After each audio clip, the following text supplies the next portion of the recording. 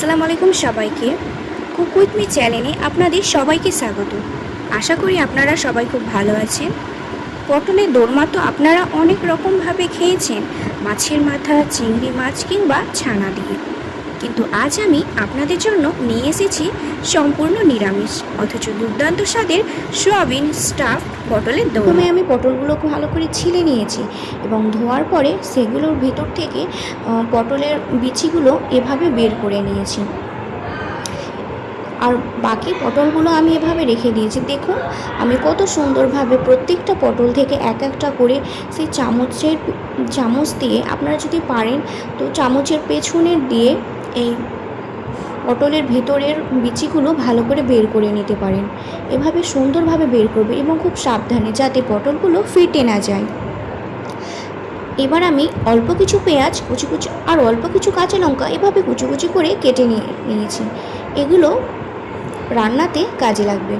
প্রথমে আমাদের কি কাজ হবে? প্রথমেই কাজ হলো যে পটলটার ভিতরের পুরটা রেডি করা। কড়াইয়ে তেল দিয়ে পেঁয়াজ, কাঁচামরিচ আর আদা রসুন আর যত সব রকমের মশলা আছে সেগুলো, সোয়াবিন আর পটলের ভিতরে বিচিগুলো একসাথে ভালো করে ভেজে নিয়েছি। এগুলো খুব সুন্দর করে ভেজে নিতে হবে। যতক্ষণ না দেখবেন যে এটা বাদামি কালার হয়ে আসছে ততক্ষণ ভাববেন যে এটা ভাজা হয়নি। এভাবে সুন্দর করে ভেজে নিতে হবে এবং লাল করে ভেজে নিতে হবে। ভাজার সাথে সাথে আপনারা একটু লবণটা চেখে নিতে পারেন। প্রথমে অল্প করে দেওয়ার চেষ্টা করবেন, তারপরে যদি মনে হয় তো পরে আবার একটু অল্প লবণ দিয়ে দেবেন। যদি পারেন একটু গরম মশলা দিয়ে দিতে পারেন, এতে খাবারের ফ্লেভারটা দারুণ হবে। ভালো করে এটাকে ভেজে নেওয়ার পর গ্যাসটা বন্ধ করে দিবেন। তারপরে একটা প্লেটের সাহায্যে এটা ঢেলে নিয়ে ঠান্ডা করতে দেবেন।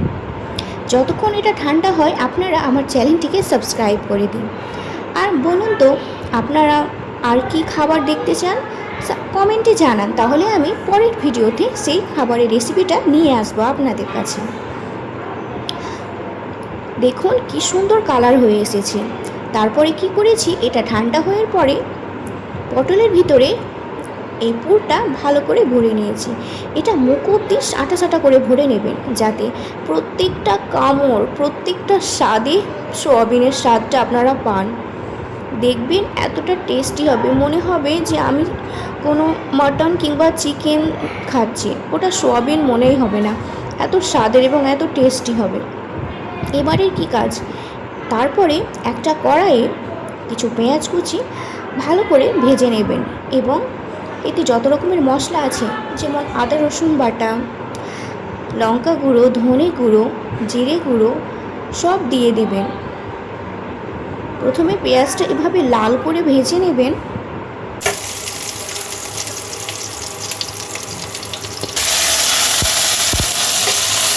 তারপরে যত রকমের মশলা আছে আপনারা এতে দিতে পারেন।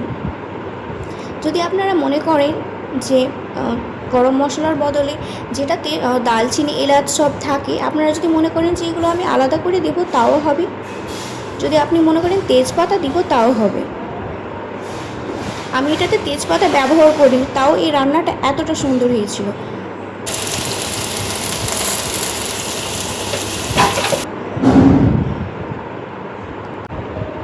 এটা ভালো করে মশলাটা কষে নিতে হবে।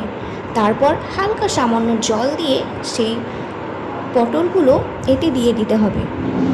আপনারা যদি, আমি এই যে পটলগুলো সোয়াবিন পুর করে রেখেছিলাম সেগুলো আমি ভাজিনি, কিন্তু আপনারা যদি মনে করেন যে তেলে এগুলো হালকা করে ভেজে নেবেন তো সেটা আরও স্বাদের হবে।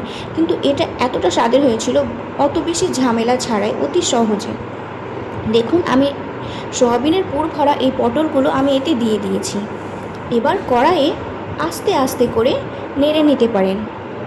আঁচটা মিডিয়াম ফ্লেভারে রাখবেন। মিডিয়াম ফ্লেমে রেখে ভালো করে একটু কষে নেবেন। আমি এগুলো তারপর প্রেসার কুকারে সিদ্ধ করেছিলাম যাতে তাড়াতাড়ি হয়ে যায়। আপনারা চাইলে কড়াইয়েই করতে পারতেন।